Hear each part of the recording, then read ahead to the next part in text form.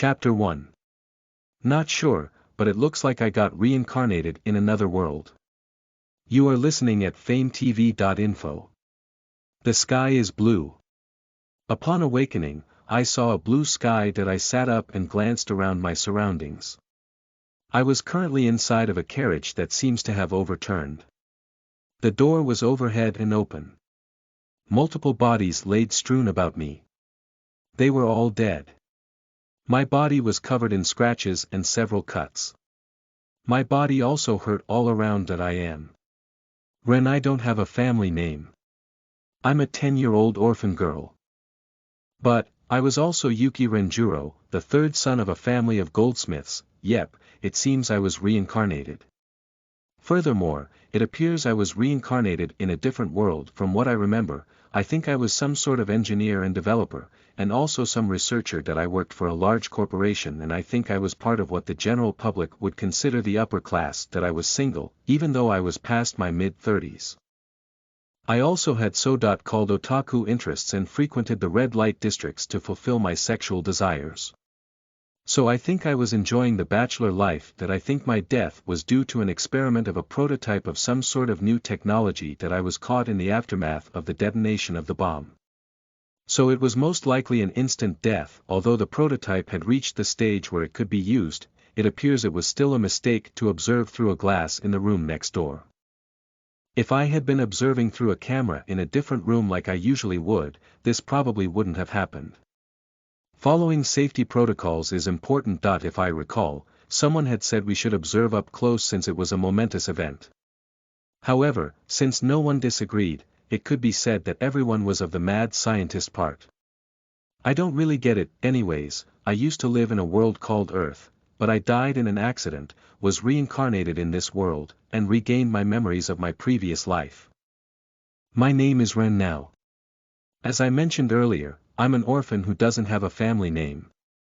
My current name was somewhat similar to the one I had in my previous life, which made me feel slightly better. Most likely, since I recalled my memories as an adult in my previous life, my current thoughts were being influenced by it, but it appears there weren't any problems so far, so I will put this matter aside for now. Instead, I should prioritize understanding my current situation. I was currently underneath an incredibly tall cliff. My body was currently covered in wounds. So how did this happen? This world is in a medieval-like era. Things like skills exist, there is also magic, demons and such. It's similar to games where there are dragons flying in the skies. It was that kind of world. A classic, template fantasy world. In this world, children would also receive something called temporary baptism at the age of 5. In villages located in more rural areas, people would go to a nearby large town and receive it at a church, but you become able to see your status after receiving this temporary baptism. Yes, that's right. This world could be seen as some sort of game. It's unbelievable that I don't really understand why it's like that, but that's just how it is. As a researcher, I would like to figure out how the concept works someday. Although, I said I could view my status, it's not like a window just appears before my eyes, but rather an image just appears inside my mind. Well, enough of that. It was said that if a child receives a temporary baptism, the child would gain access to the innate skills they were born with. It seems that the innate skills wouldn't manifest properly until the temporary baptism was received. After receiving the temporary baptism, one would obtain their skills and their full benefits. Well, I don't have those sort of skills. Furthermore, in this world, once a child reaches 10, they would receive what's called a true baptism. This would also be performed at the churches, but it was rare for someone to acquire new skills when undergoing the true baptism. But I did. However, the skill I gained at that time was problematic. I had obtained the skill appraisal. This skill was literally a skill that examines the details of various things. Objectively, I believe this skill was considered a very useful skill for merchants and such. Also, the orphanage I was in was privately owned and not state operated, and the investor was a rather wealthy merchant. And since I was an orphan that lived in that orphanage, naturally I was captured. Rather, the orphanage I lived in was a place that operated for the sake of acquiring children like me. Furthermore, the wealthy merchant who invested in the place, was someone with various bad rumors and a lustful personality. My future was pitch black. If I remained confined, I would most certainly become a slave, or perhaps something even worse. No matter how I thought, I could only imagine a horrible experience. But I was just a single, underweight orphan who was indebted to the merchant that funded the orphanage. I had no way to change the current situation, and in a few days, I was transferred into a carriage that was headed off towards the town where the lustful merchant was. In order to get to the small town where the orphanage was located to the large town where the merchant was, it was necessary to travel through steep mountains and forests, or through a route that took a big detour, but the merchant was stingy, or just knew how to cut down on expenses, and had me transported through the mountain route. Which was a mistake, as bandits ended up appearing.